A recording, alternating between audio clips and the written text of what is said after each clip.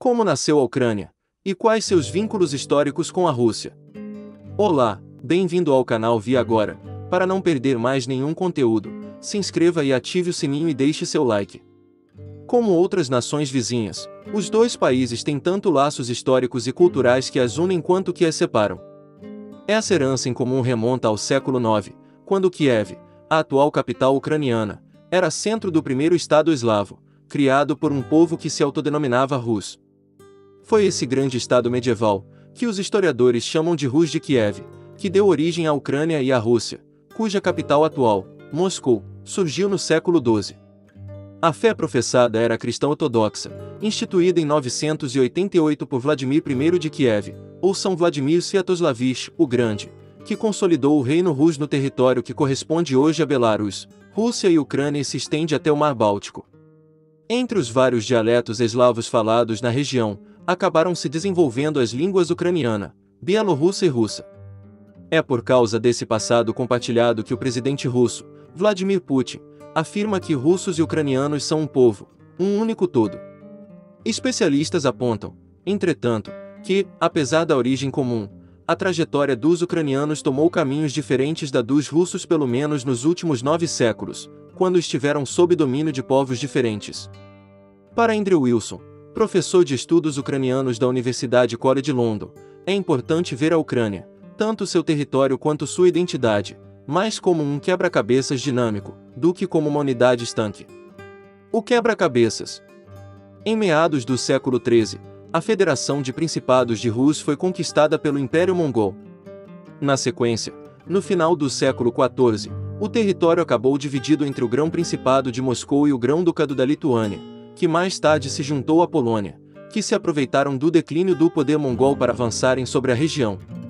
Kiev e as áreas adjacentes ficaram sob o domínio da comunidade polaco-lituana, o que deixou a região oeste da Ucrânia mais exposta a influências ocidentais nos séculos seguintes, desde a Contra-Reforma, a resposta da Igreja Católica à Reforma Protestante, até o Renascimento, movimento artístico e cultural inspirado na Antiguidade Clássica, que rompia com os valores da Idade Média.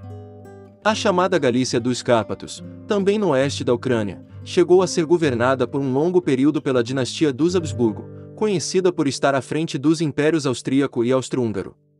Assim, essa porção ocidental do país teve uma história completamente diferente daquela vivida no leste ucraniano, disse Geoffrey Oskin, historiador especializado em Rússia, à revista BBC History Extra. Muitos de seus habitantes não são católicos ortodoxos, pertencendo à Igreja Greco-Católica Ucraniana ou a outras igrejas orientais católicas, que realizam seus ritos em ucraniano e reconhecem o Papa como chefe espiritual. Outra parte da Ucrânia de hoje com um passado bastante particular é a Crimeia, com seus laços com gregos e tártaros e períodos sob o domínio otomano e russo. Dois lados. No século XVII, uma guerra entre a comunidade polaco-lituana e o czarismo da Rússia colocou as terras a leste do rio Dnieper, região que era conhecida como margem esquerda da Ucrânia, sob o controle da Rússia imperial. Décadas depois, em 1764, a imperatriz russa Catarina, a Grande, desarticulou o Estado cosaco ucraniano que dominava as regiões central e noroeste do território e passou a avançar sobre terras ucranianas até então dominadas pela Polônia. Durante os anos que se seguiram, uma política conhecida como russificação proibiu o uso e o estudo da língua ucraniana.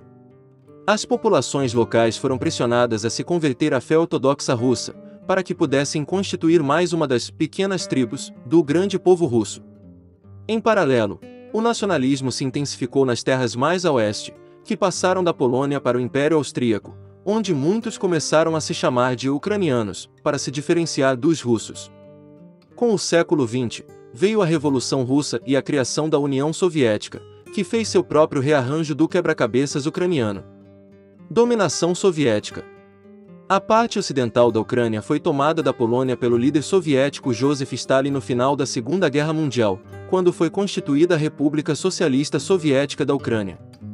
Sob o manto comum soviético, na década de 1950 Moscou atendeu a uma demanda antiga da Ucrânia e transferiu a península da Crimeia para a República.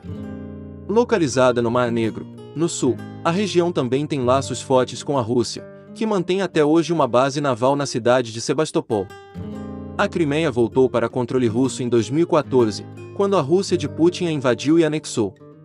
Durante o período de dominação soviética, a tentativa de submeter a Ucrânia à influência russa se intensificou, muitas vezes a um custo humano elevado. Milhões de ucranianos que já faziam parte da União Soviética na década de 1930 morreram em uma grande fome, que ficou conhecida como Holodomor, promovida por Stalin como estratégia para forçar os camponeses a se unirem à política comunista de fazendas coletivas. Stalin chegou a enviar um grande número de cidadãos soviéticos, muitos sem conhecimento do idioma ucraniano e com poucos laços com a região, para tentar repovoar o leste do país. Mesmo assim, a Moscou soviética nunca dominou culturalmente a Ucrânia. Decisões econômicas, políticas e militares foram impostas a partir do centro, afirma Oski, mas a Ucrânia tinha certa autonomia nas áreas de cultura e educação. Embora o russo fosse a língua dominante, as crianças aprendiam ucraniano no ensino primário, muitos livros eram publicados no idioma local e, na segunda metade do século XX, um forte movimento nacionalista ucraniano protagonizado por pessoas que tiveram uma educação ucraniana cresceu na União Soviética. Divisões profundas. Em 1991, a União Soviética entrou em colapso. Em 1997, um tratado entre Rússia e Ucrânia estabeleceu a integridade das fronteiras ucranianas.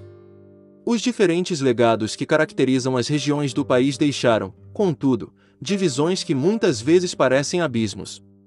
As regiões de cada um dos lados do rio Dnieper têm contrastes profundos, marcados pela extensão do domínio russo. A leste, os laços com Moscou são mais fortes, e a população tende mais a seguir a religião ortodoxa e a falar o idioma russo.